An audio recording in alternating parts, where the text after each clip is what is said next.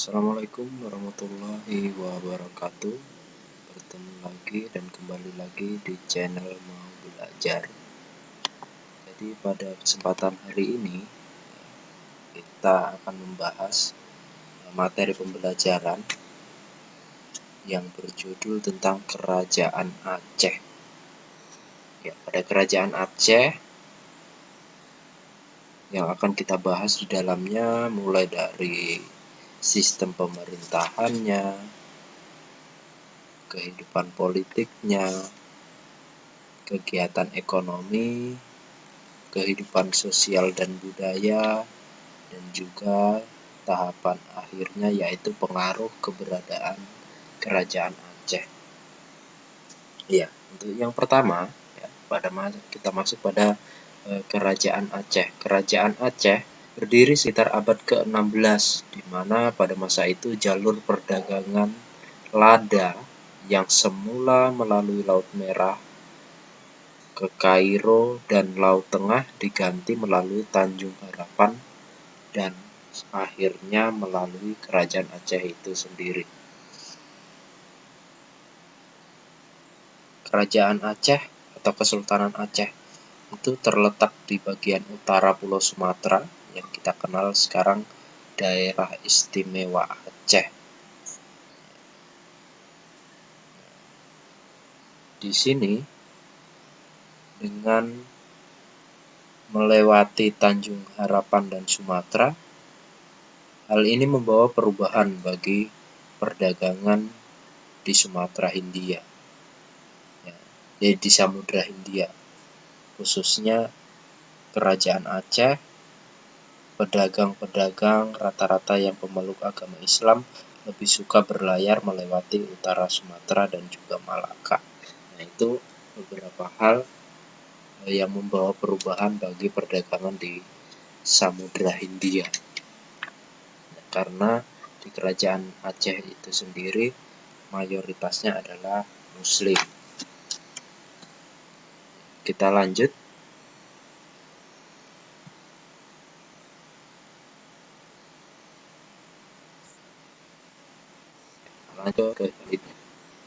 Di kehidupan politik, Kerajaan Aceh didirikan oleh Sultan Ali Muhayyad Shah yang dinobatkan pada Ahad 1 Jumadil Awal 913 Hijriah.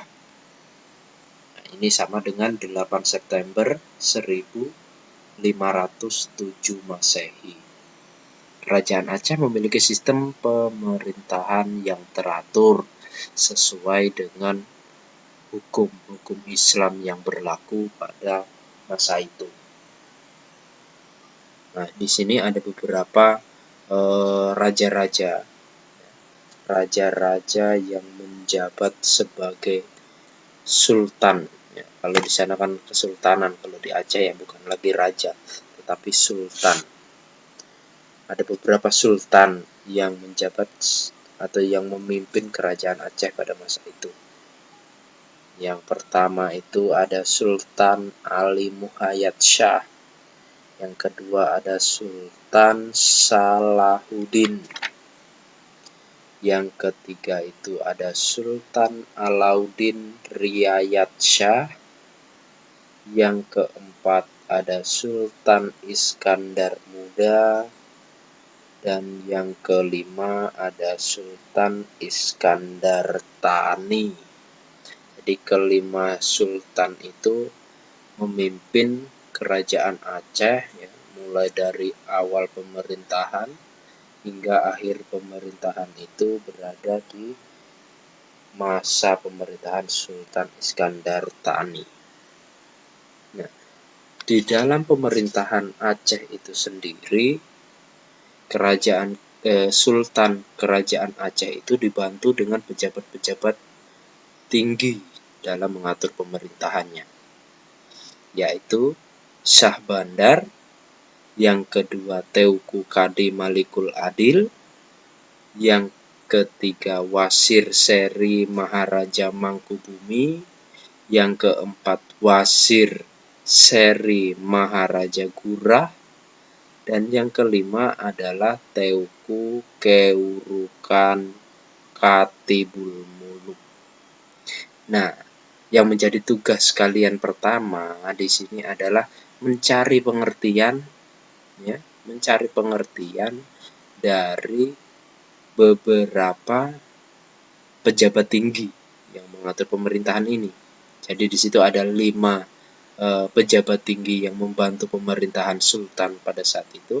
Di sini sudah ada mulai dari Sabandar sampai pada Teuku Keurukan Katibulmuluk. Nah, kalian cari apa yang menjadi tugas, ya, apa yang menjadi tugas dari kelima pejabat tinggi tersebut. Oke ya, diingat-ingat itu. Yang berikutnya kita masuk pada Kerajaan Aceh mencapai kejayaan pada masa pemerintahan Sultan Iskandar Muda, yaitu pada abad ke-17. Dia memiliki kebijakan yang dilakukan. Ini ada kebijakan-kebijakan yang dilakukan oleh Sultan Iskandar Muda. Di sini ada 6 ya, tertulis ada 6.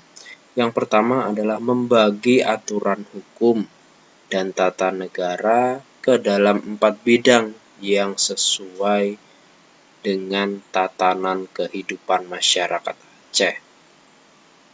Yang kedua, membangun angkatan perang dan melakukan ekspedisi angkatan laut ke berbagai wilayah. Yang ketiga, melakukan manajemen politik dengan melakukan kontrol di dalam negeri. Yang keempat, ada membagi wilayah Aceh dengan beberapa wilayah administrasi yang dinamakan Ulebalang dan Mukim. Yang kelima, membina hubungan dengan bangsa luar. Dan yang keenam itu merebut pelabuhan penting di pesisir barat dan timur Sumatera. Jadi ada 6 kebijakan yang dilakukan oleh Sultan Iskandar Muda sehingga kerajaan Aceh itu mencapai puncak kejayaan. Yang berikutnya adalah kegiatan ekonomi. Dari kegiatan ekonomi yang dapat menunjang perekonomian daripada Kesultanan Aceh itu sendiri, ada beberapa faktor yang mendukung berkembangnya perekonomian Kesultanan Aceh. Di sini ada 4 poin pentingnya.